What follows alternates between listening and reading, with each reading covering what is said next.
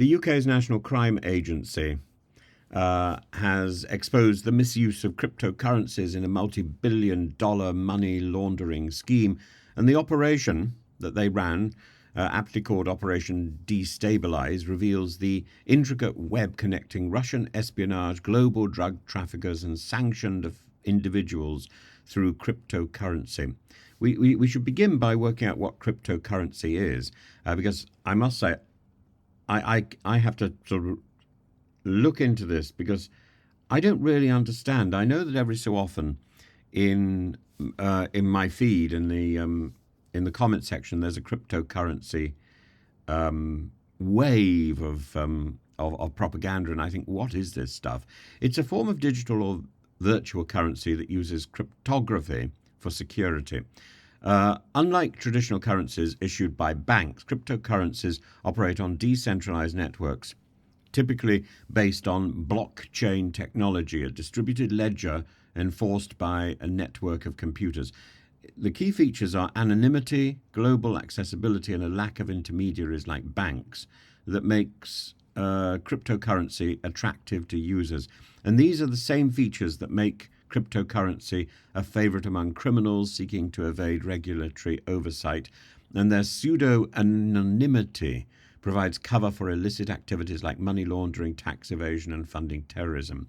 Among cryptocurrencies, Tether, a stable coin pegged to the US dollar, has become particularly popular among criminals, and its stability ensures that illicit funds do not fluctuate wildly in value, making it ideal for laundering operations.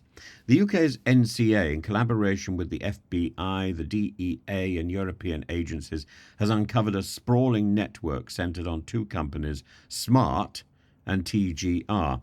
And this network has facilitated the laundering of billions of dollars through cryptocurrency involving over 30 countries. It works. It almost defeats me to actually explain what's going on, or to myself, let alone to try and make a video about it. I have racked my brains over this one, and if somebody knows more, please get in touch, and maybe you can come on here as a guest and we can talk this through in more detail. But as I understand it, criminals in one country hand over physical cash to couriers, which has then been converted into cryptocurrency, primarily using Tether. And the crypto was routed through shell companies, wallets and exchanges, often evading Know Your Customer, that's KYC, checks. And the laundered crypto could then be withdrawn as cash or used to purchase assets like British properties, bypassing sanctions and regulations.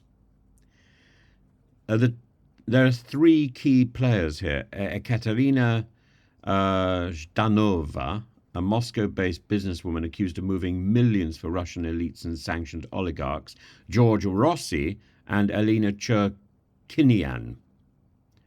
So TGR executives implicated in facilitating illicit transactions can be named. So the NCA seized £20 million in cash and cryptocurrency, arresting 84 individuals, uncovering transactions linked directly to Russian espionage, the Kinahan cartel, and ransomware groups. It's dangerous because Russia, under extensive sanctions for its invasion of Ukraine, has exploited cryptocurrency to fund its operations, and the network has even procured components for weapons using laundered crypto. And the interaction between state actors like Russia and global crime syndicates illustrates a convergence of geopolitical and criminal threats. The operation highlights how cryptocurrencies intended to democratize finance are co-opted to destabilize economies and evade international law. With £100 billion laundered annually in the UK, £5 billion via cryptocurrencies, the scope of this threat is now immense. And MI5 and other agencies have warned of hostile states using criminals as proxies for sabotage, espionage, and murder. And while firms like Tether claim to condemn illicit use, the absence of stringent global regulations enables criminals to operate with impunity. So what can be done to move forward? We can strengthen global frameworks to monitor and trace cryptocurrency transactions. We can invest in blockchain analysis tools to identify and freeze illicit funds, and we could collaborate across borders to dismantle networks and impose sanctions more effectively. But cryptocurrencies are a double-edged sword. While they offer incredible innovation and financial inclusivity, their misuse presents existential threats to economic and national security, and Operation Destabilize serves as a stark reminder of the perils posed by unregulated digital assets and the lengths to which criminals and state actors will go to exploit them. So this is sort of clarion call for action against not just the misuse of cryptocurrencies, but the systemic vulnerabilities that allow these schemes to thrive in the first place.